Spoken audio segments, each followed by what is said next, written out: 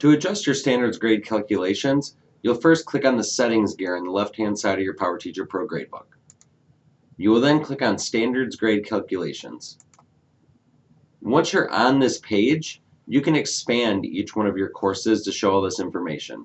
So for example, this course that I'm assigned to on our practice site has two sessions, 1 KC Criminal Justice and 3 KC Criminal Justice.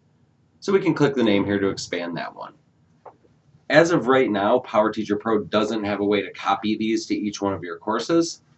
I know it's on their roadmap to be able to copy standards grade calculations and traditional grade calculations, so I'm hopeful that that's out by this fall. So right now, as a default, this is set up to just calculate the highest standard score on a particular standard. So if a student scored a 4, 2, 3, the final standards grade is going to be that 4 because it's the highest. So if you click on this default calculation, you see you can do most recent scores, mean, median, mode, weighted mean, highest, or no calculation. So let's look at the most recent scores. As a default, your gradebook's going to be set up to look at the last 3 attempts on a standard, and it's going to weigh each one of these at 33.33%. We can adjust this to determine how many scores we want to look at when making a final calculation. So if you're assessing a standard 10 times and you want all 10 of those attempts to be calculated into your final standard calculation, you can do that, or you can just do a simple mean and not have to set up these most recent scores. However, a lot of people like the most recent attempts to count more for their standards weighting. So in this case, we're going to look at the last 3 scores.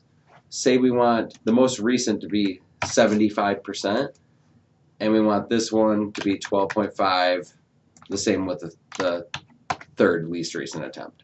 So that way, the last time the student was assessed on that standard, it could be weighted a little more because it's showing the most recent knowledge of that student.